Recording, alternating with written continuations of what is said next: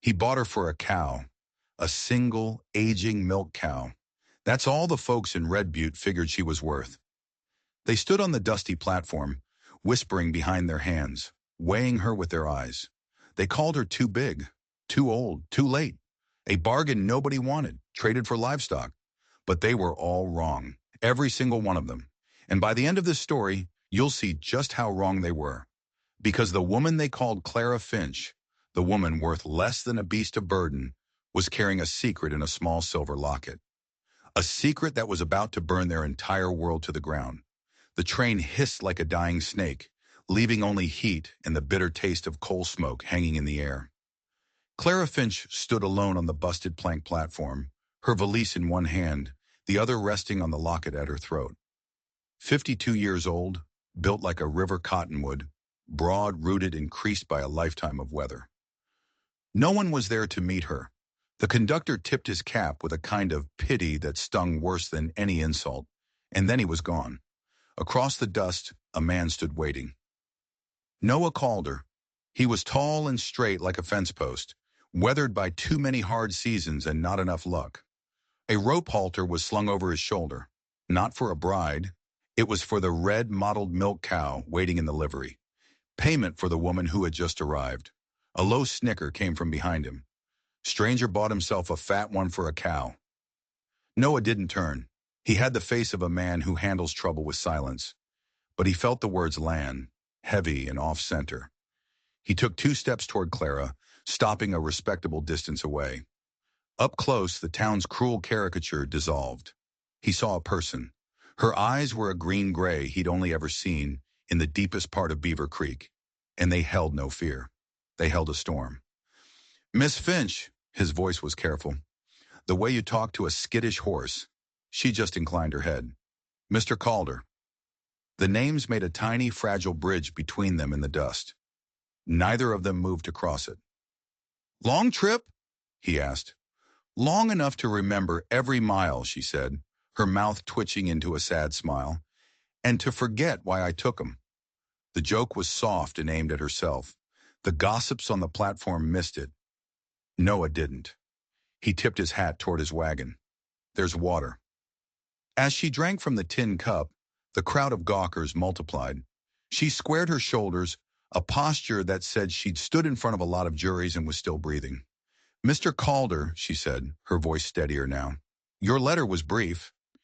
"Didn't have money for extra word," he answered.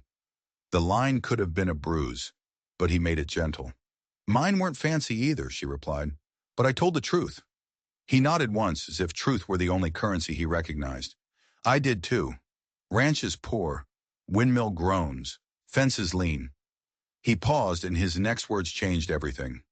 "My wife passed, left me with our girl. She's 8, hasn't spoken a word since she saw her mama die." A flicker of something, not pity, but a deep, aching recognition, crossed Clara's face. "What's the girl's name?" "Birdie." Clara smiled then, a real smile, as if the name itself had cupped her heart. "I would like to meet Birdie." "That why you came?" he asked, the question a test he didn't mean to give. She met his gaze, and her answer shook him. "I came because your letter didn't promise what men usually do." She saw the confusion on his face and added softly, "You didn't promise to make me smaller." Something in Noah's shoulders, something tight and weary, finally eased. "Couldn't fix what ain't broke." Behind them, a bright burst of laughter. "Married for a cow!" someone shouted. Noah turned, not all the way, just enough for the men to see the river rock hardness in his eyes. The laughter choked and died. He faced Clara again. "I'm sorry about them." "I'm not sorry for me," she said, her hand instinctively pressing the locket.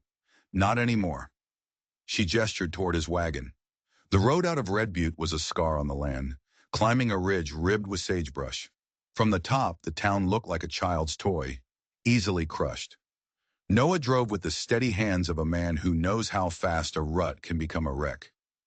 "Your letter said you'd take me legal," Clara said, her voice low against the creak of the wheels. "Justice of the peace will oblige," he answered. They passed a weathered cottonwood, a black lightning scar running down its spine like a terrible memory. Still standing. Clara murmured. Noah glanced at the tree, then at her. Lightning doesn't always mean the end, he said.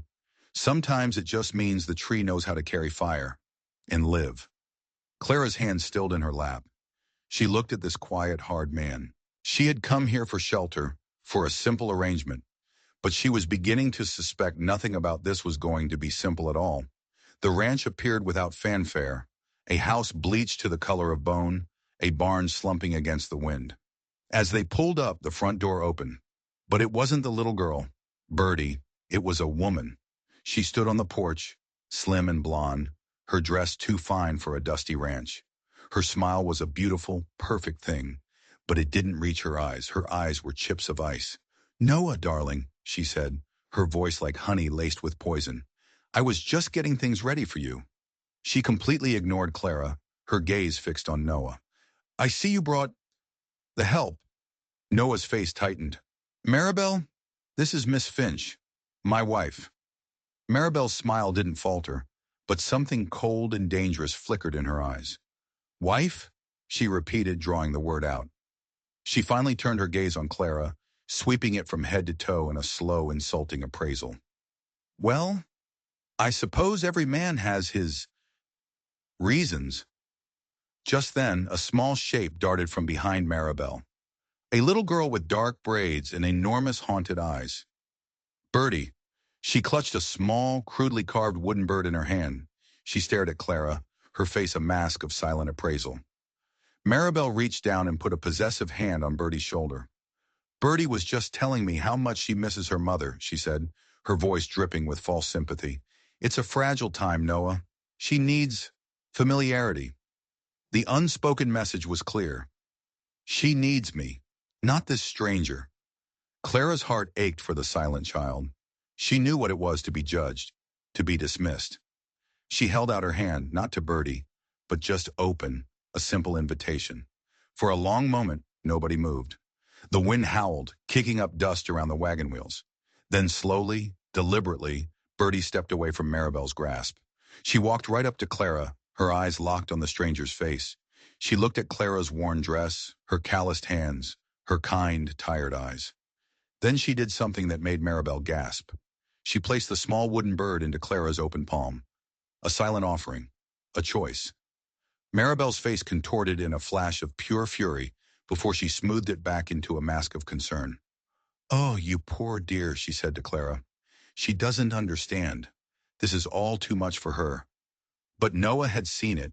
He had seen the first crack in his daughter's wall of silence. He looked at Clara, who was now closing her hand gently around the small wooden gift, and for the first time, a glimmer of something that wasn't desperation entered his eyes. It might have been hope. We're heading to town, Maribel, Noah said, his tone leaving no room for argument. To make it official. The justice of the peace in Red Butte was a man named Gideon Wells, whose office smelled of peppermint and old paper. By the time Noah and Clara arrived, the whole town was watching. Windows were stages and every face was a critic. Macaulay, the neighbor owed the cow, was already there. He was a thick, sour man who smelled of manure and judgment. He slapped a bill of sale on the judge's desk. Let's get the business done first, Calder, he grunted, not even looking at Clara. We're here for vows, Macaulay, not ledgers, Noah said, his voice low and hard. Business is business, Macaulay shrugged. A deal's a deal. The ceremony was so brief it was barely a breath. Names, intentions, words older than all of them. When Gideon Wells declared them man and wife, the only sound was Macaulay's impatient shuffling. Mrs. Calder, Noah said, and the way the title settled on her felt like the first warm thing she'd touched in years. Back at the ranch, the wedding supper was bread, cold beans, and coffee, a feast of necessity. Birdie sat between them, quietly pushing beans around her plate, but she kept glancing at the wooden bird, which Clara had placed in the center of the table. Later, after Birdie was tucked into her bed, a small room filled with the ghosts of the mother she'd lost, Clara and Noah stood on the porch. The stars were coming out, cold and distant. You're quiet, he said. Thinking how fast life can turn, she answered. This morning I was a passenger. Tonight I'm a wife. Regret it? She met his eyes in the deepening dusk. Not yet. But there's something you need to know. Something I should have told you in my letter. Noah waited, his face unreadable. Her hand went to the locket. The secret she had carried for 27 years. A weight that had shaped every step she'd ever taken. This was it. The moment of truth. If he sent her away now, she didn't know if she'd have the strength to stand back up. She unclasped the silver chain. "It's not just my own history I carry," she whispered, her voice trembling. She opened the locket, but she didn't show him the folded paper inside. Not yet. She turned it, revealing a tiny faded photograph tucked into one side. It was a picture of a handsome, smiling man with dark, reckless eyes. "This," she said, her voice barely audible over the chirping of the crickets, "is the man who destroyed my life." She looked up at Noah, her green-gray eyes boring into his. "And I have a feeling you know who he is." Noah stared at the photograph. The air grew thick and heavy. The easy silence they had shared was gone, replaced by a sudden, sharp tension. He took the locket from her, his calloused fingers clumsy against the delicate silver. He squinted in the dim light from the doorway. A muscle in his jaw twitched. His face, usually a mask of stoicism, was suddenly etched with a disbelief so profound it looked like pain. "Calloway," he breathed. "Tom Calloway." Clara's heart hammered against her ribs. "You know him." It wasn't a question. "Know him?" Noah's voice was a low growl. He looked up from the photo, his eyes blazing with an old cold anger. "That man is the reason this ranch is failing. He was my partner years back. Talked me into a cattle deal that was too good to be true. He took my savings and vanished in the night. Left me with nothing but debt and dust. He's the reason my Sarah—" He trailed off, swallowing the rest of the sentence. The world tilted on its axis. Of all the men in all the towns, it had to be him. The man who had ruined Noah Calder was the same man who had shattered Clara Finch. Their broken paths weren't just similar. They were intertwined, tangled together by the same cruel hands. They were strangers bound by a shared enemy. "There's more," Clara said, her voice gaining strength. Now that the first truth was out, the second felt easier. She carefully eased the folded yellowed paper from behind the photograph. She handed it to him. He unfolded it. A birth certificate. Faded ink, the creases worn nearly through. The name read Samuel Finch, under Mother Clara Finch. The space for father was not empty. It held a name, written in a confident, looping script. Thomas Calloway. "My son," Clara whispered. "Tom was his father. He left before Samuel took his first breath. When Samuel was 8 years old, there was a fire at the boarding house where I worked. They told me he didn't make it out." The story spilled out of her, a torrent of grief held back for 2 decades. The fire, the loss, the emptiness that followed. She had come west to escape the ghosts, but the ghost had followed her here, to this very porch. Noah stared at the paper, then at her, his anger at Calloway warring with a new, complicated understanding. They weren't just two lonely people making a bargain. They were survivors of the same shipwreck, washed up on the same desolate shore. He reached out and his hand covered hers. "That's a hard road," he said, his voice rough with emotion. "But you're still walking it." A fragile truce settled between them. The secrets were out. They were bound not by vows but by shared wounds. Just as the tension began to ease, a sudden, frantic knocking shattered the night. They both froze. The knocking came again, louder this time, more urgent. It wasn't a neighborly rap. It was the sound of authority. Noah strode to the door and pulled it open.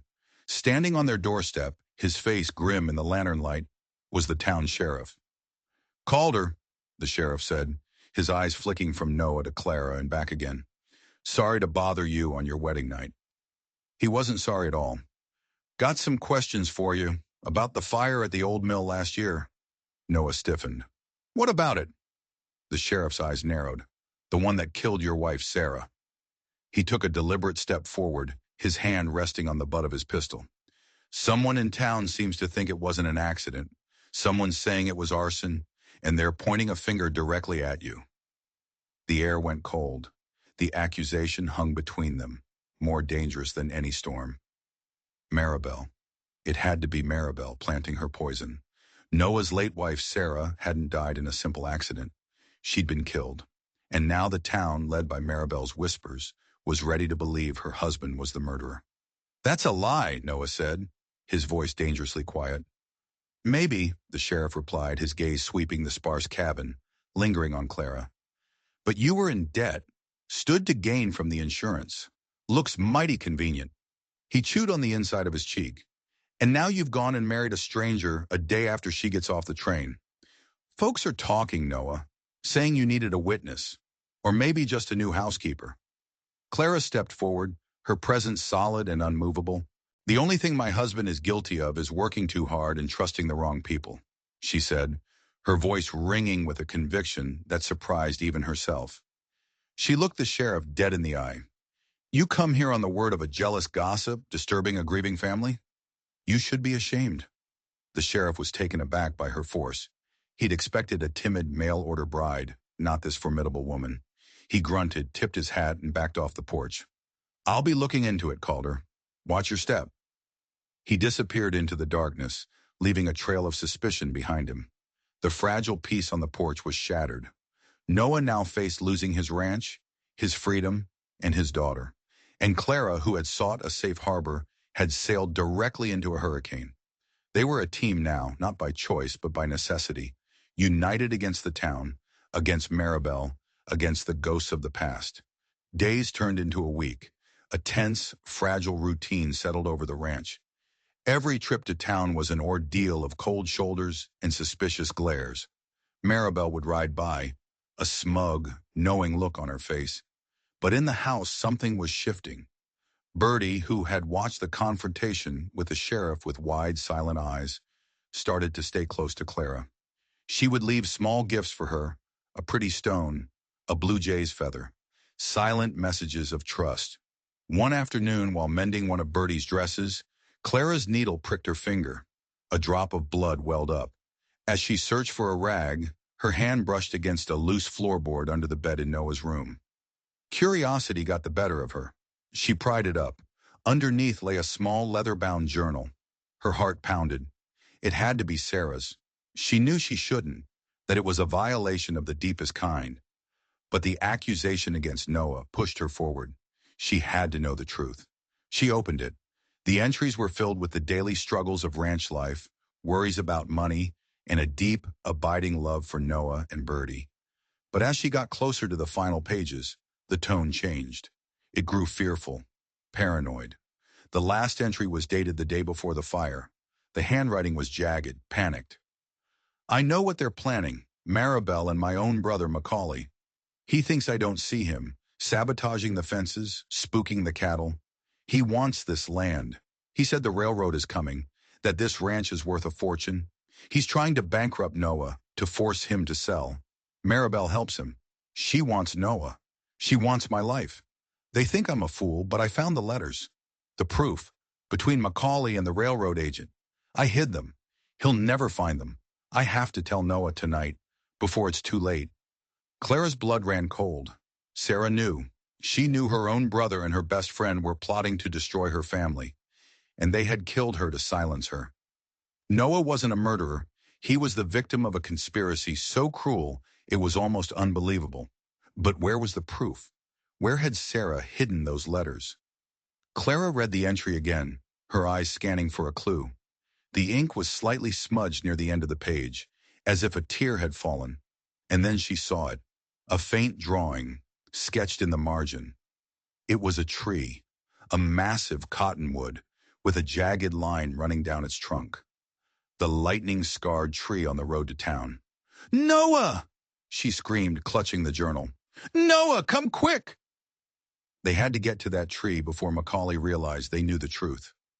They rode under the cover of a moonless night, the journal tucked safely in Clara's dress.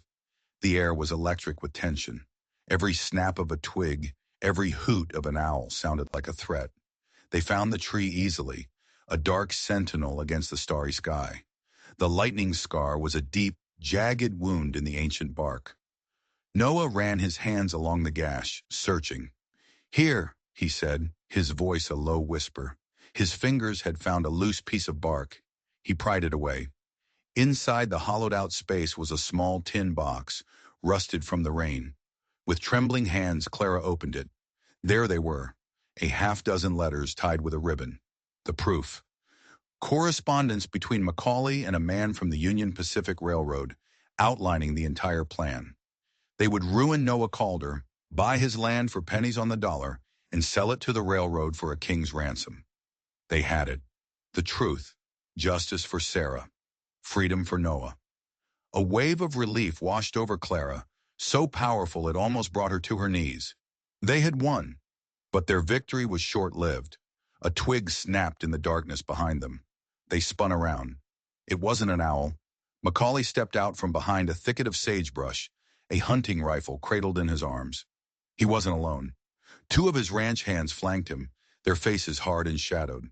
And beside him, her face a mask of triumphant hatred, stood Maribel. Looking for something? Macaulay sneered, his eyes fixed on the tin box in Clara's hands. That journal should have burned with my sister. She was always sentimental, always writing things down. Maribel's cold eyes locked on Clara. I told you this land wasn't kind to outsiders. You should have left when you had the chance. They were trapped. The proof was in their hands, but they were miles from town, outnumbered and outgunned. It's over, Macaulay, Noah said, stepping in front of Clara. We know everything. You're right, Macaulay chuckled, a low, ugly sound. He raised the rifle, the moonlight glinting off the long barrel. It is over. Looks like you'll be joining her. The click of the rifle hammer being pulled back was deafening in the silence of the prairie night. Macaulay's face was a twisted mask of greed and hate. This was it. He would kill them, take the letters, and bury the truth forever. But as he leveled the gun at Noah's chest, Clara did something no one expected. She started to talk, not to Macaulay, not to Maribel. She looked past them, to the two hired hands standing in the shadows. He's paying you, I imagine, she said, her voice surprisingly calm and clear. But what happens when the railroad money comes in? Do you think a man who would murder his own sister for land will share his fortune with you? He's using you, the same way he uses everyone. The men shifted uncomfortably. You have families, she continued, her voice rising. Look at me. The whole town laughs because he traded a cow for me, a piece of livestock. That's how men like Macaulay see people. We're just tools, to be used and thrown away when we're no longer useful. A flicker of doubt crossed one of the hired hands' faces. He glanced at Macaulay, then back at Clara. Shut her up! Maribel shrieked, her composure finally cracking. Macaulay hesitated, distracted by his men's uncertainty. It was the only opening they would get. Suddenly, a terrifying, high-pitched scream ripped through the darkness from the direction of the road. It wasn't an animal. It was human. Everyone froze, turning toward the sound. In that split second of confusion, Noah lunged. He didn't go for the gun. He slammed his shoulder into Macaulay, sending them both tumbling to the ground. The rifle discharged, the shot exploding into the night sky. Chaos erupted. One of the hired hands, his nerve broken, turned and ran. The other stood frozen, undecided. Maribel screamed in fury and lunged at Clara, her fingernails like claws.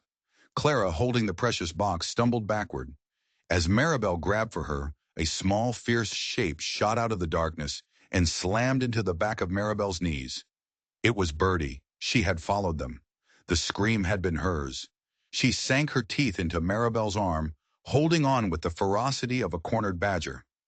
Maribel howled in pain and surprise, shaking her arm to get the child off. It was all the time Clara needed. She scrambled away as Noah and Macaulay wrestled in the dirt, trading desperate, brutal punches. Noah was stronger, but Macaulay was fighting with the savagery of a trapped animal. He got his hands around Noah's throat. Noah's face began to turn purple. Papa! Bertie shrieked, letting go of Maribel. It was the first word she had spoken in over a year. The sound of his daughter's voice, a sound he thought he might never hear again, gave Noah a final surge of strength. He roared, breaking Macaulay's grip, and landed a punch that sent the other man sprawling, dazed and bleeding. It was over. Noah staggered to his feet. He scooped a crying, terrified Birdie into his arms, holding her like she was the most precious thing in the world. Clara rushed to his side. The tin box clutched to her chest. A single shot rang out. Not from Macaulay's rifle. It came from the shadows. Clara cried out, a sharp gasp of pain, and crumpled to the ground. A dark stain was spreading across the sleeve of her dress. The second hired hand, the one who had hesitated, stood 20 yards away, a pistol in his hand, his face a mask of panic. He had made his choice. He raised the pistol again, aiming at Noah. Before he could fire, another shot echoed through the night. The hired hand dropped his pistol, grabbing his shoulder with a cry of pain.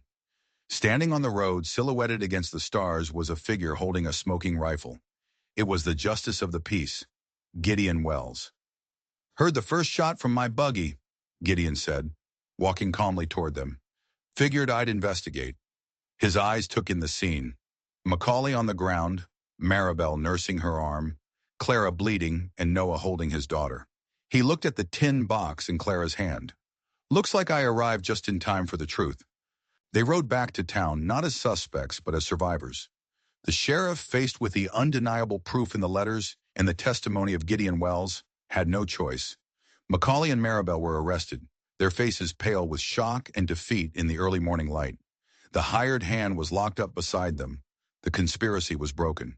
The town was in an uproar.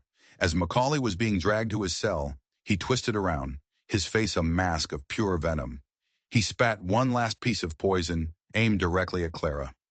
"You think you've won?" he roared, his voice echoing across the dusty street. "You think he's some kind of hero?" He pointed a shaking finger at Noah. "Ask him. Ask your fine new husband about that fire in Abilene. The one that killed your boy Samuel. Ask him where he was that night." The world stopped. The blood drained from Clara's face. She turned slowly to Noah, whose own face had gone ashen. The joy of their victory turned to ash in her mouth. Abilene, the boarding house, the night Samuel died. Noah couldn't meet her eyes. His gaze fell to the ground. His shoulders slumped under the weight of a guilt she had never imagined. "Noah?" she whispered, her voice a fragile thread. "What is he talking about?" He finally looked at her, his eyes filled with a pain so deep it stole her breath. "He's right," Noah said, his voice broken. "I was there."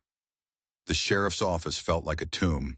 The morning sun streamed through the dusty window, but it brought no warmth. Macaulay's words echoed in the silence, a venomous ghost that refused to fade. "I was chasing that debt Tom Calloway owed me," Noah explained, his voice hollow.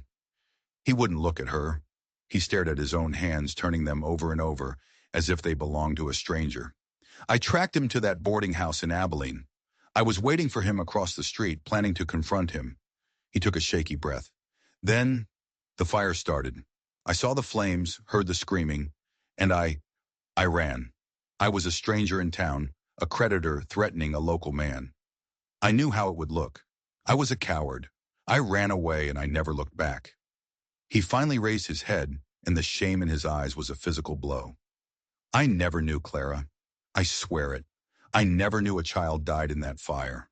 Not until you told me. I have carried the guilt of my cowardice every single day. That was the stone in my pocket."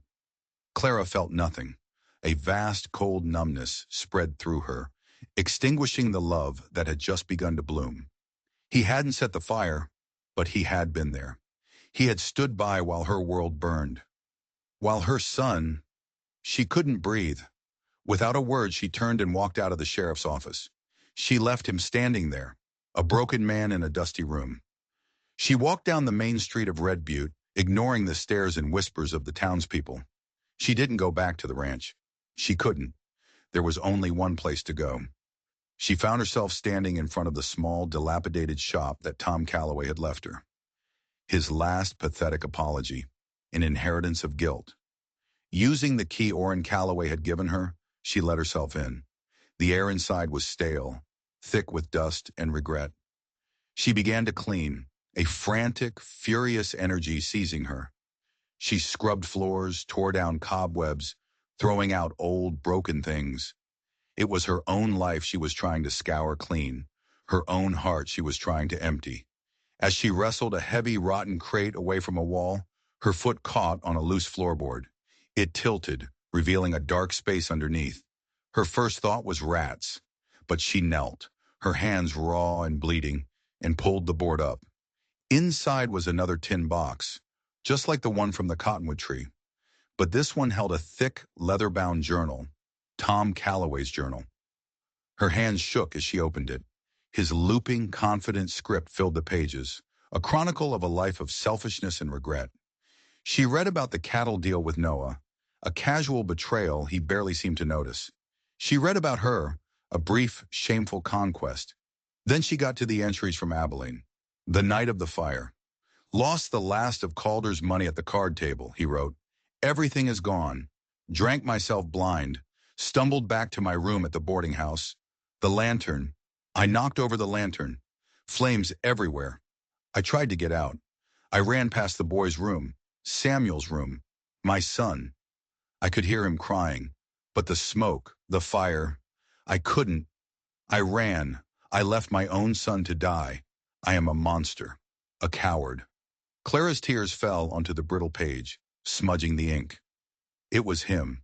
Tom Calloway had set the fire. An accident born of weakness and whiskey. Noah was innocent of everything but being in the wrong place at the wrong time. A wave of relief, followed by a profound aching sorrow, washed through her. But the entry wasn't finished. At the bottom of the page, a few more lines were scrawled, as if added later, a frantic postscript. I went back the next day. The place was a ruin. The matron told me he was gone. But I never saw a body. There was talk. A traveling doctor passing through that night. A man named Albright. He took a boy who'd breathed too much smoke. Said he might have a chance. I was too afraid to ask. Too afraid to hope. The world stopped spinning. He might have a chance. Albright. The name. Where had she heard that name? It tickled at the edge of her memory, a frustrating wisp of smoke. She thought back over the last few weeks in Red Butte. The faces, the names. Then it hit her. A medicine bottle. On the desk of the Justice of the Peace. Dr. Albright's patented elixir. Gideon Wells. She flew out of the shop, the journal clutched in her hand, dust and hope, an impossible belief propelling her forward. She ran through the streets of Red Butte, a wild woman on a desperate mission. She burst into the Justice of the Peace's office without knocking. Gideon Wells was not sitting at his desk. He was packing a traveling bag, his movements hurried, furtive. He looked up, startled, his face pale. "Mrs. Calder," he said, forcing a smile. "What can I do for—" "Albright," she gasped, holding up the journal. "You were Dr. Albright." The color drained from his face. The bag dropped from his hands. All pretense fell away, leaving a tired, haunted man. I changed my name years ago," he stammered, "to escape. A past." "The fire," Clara whispered, stepping closer. "The boy from the fire." Gideon Wells sank into his chair, his head in his hands. "I was passing through Abilene," he said, his voice muffled. "I was a doctor then, before I lost my nerve. I helped pull people from the wreckage. I found him, a little boy, barely breathing from the smoke, but not a single burn on him. No one claimed him. His mother was gone, they said. His father, no one knew." He looked up at her, his eyes filled with a terrible, ancient guilt. "I couldn't leave him. I took him with me, nursed him back to health. I raised him as my own son. I never knew. I swear, Clara, I never knew his mother was alive, let alone that she would one day walk into my office to marry a local rancher." Clara's legs gave out. She gripped the edge of his desk to keep from falling. Her mind reeled. 27 years. She had mourned for 27 years. "Where is he?" She breathed the question of prayer. "Gideon, where is my son?" "He's not a boy anymore, Clara," Gideon said softly. "He's a man, a good man. He wanted to help people, so he took up the law." He stood and walked to the office door, his movements slow and heavy. He opened it and looked out into the main street. "He's here." Gideon called out a name Clara didn't recognize. A young man in a deputy's uniform turned from where he'd been talking to the blacksmith. He was tall and handsome, with a kind, steady face, and eyes that were a familiar, stormy green-gray. He walked toward the office, a questioning smile on his face. "You called for me, Judge?" He stepped into the room and his eyes fell on Clara. The smile faded, replaced by a look of gentle concern. "Ma'am, are you all right?" Gideon Wells placed a hand on the deputy's shoulder. His voice was thick with emotion. "Son, there's someone I'd like you to meet." He turned to Clara, his eyes full of tears. "Clara, this is Samuel." Time ceased to exist. The dusty office, the town outside, the years of pain, it all dissolved. There was only the face of her son. The son she had thought was lost to smoke and memory. The son who had been here, in this very town, all along. "Samuel," she whispered, the name a fragile thing on her lips. The young deputy stared at her, then at Gideon, confusion warring with a dawning, impossible understanding. He saw the locket in her hand. He saw the tears streaming down her face. He saw his own eyes reflected back at him. A memory surfaced, faint and hazy, of a woman's soft voice singing him to sleep, of a fire, of a kind stranger carrying him away into the night. "Mama?"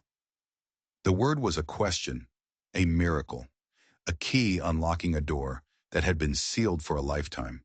He took a step, then another, and then she was in his arms, and they were holding each other, mother and son, two halves of a broken heart made whole again. 27 years of grief poured out in a flood of tears. The door creaked open. Noah stood on the threshold. He had followed her. He took in the scene. Clara, the deputy, Gideon Wells, and the truth dawned on his face. He saw the impossible joy, the answered prayer. He said nothing. He just stood there, his heart in his eyes, ready to accept whatever she decided. He would walk away if that's what she wanted. He would give her the world. Clara looked up, her face wet with tears but shining with a light he had never seen before. She looked from the son she had just found to the man she had almost lost, her past and her future standing in the same room. She held out her free hand, an invitation. Noah walked across the room and took it. Their family was not what they had imagined. It was a strange, scarred, and beautiful thing, forged in fire and secrets. It was a silent girl who had found her voice to save her father. It was a boy who had grown up an orphan, only to find his mother was the talk of the town. It was a man and a woman who had been bought and sold, broken and betrayed, who had found in each other not a bargain, but a blessing. The town of Red Butte never forgot the story of the mail-order bride who was traded for a cow. But they no longer told it with sneers and laughter. They told it with awe. They told of how Clara Calder's little shop became the heart of the town. They told of how her son, Deputy Samuel Finch, became the most respected lawman in the county. They told of how Bertie's laughter could be heard all across the Calder Ranch, which against all odds began to flourish. And they told of a love that was never measured by price or appearance, but by the quiet, unshakable strength of two broken souls who refused to stay broken. A woman once written off as too big, too old, and too lost, found not just a home, but a truth she'd stopped searching for. Her worth had never been up for debate. Sometimes the world tells you what you're worth in cruel, careless ways. But this story reminds us that our true value is never set by the judgment of others. It's forged in the fires we walk through and revealed in the love we are brave enough to accept. If this story of justice and second chances touched your heart, I invite you to join our community by hitting that subscribe button and sharing this with someone who needs to hear it. What do you think was the most shocking twist? Let me know your thoughts in the comments below, because every heart, no matter how weathered, has a place it belongs.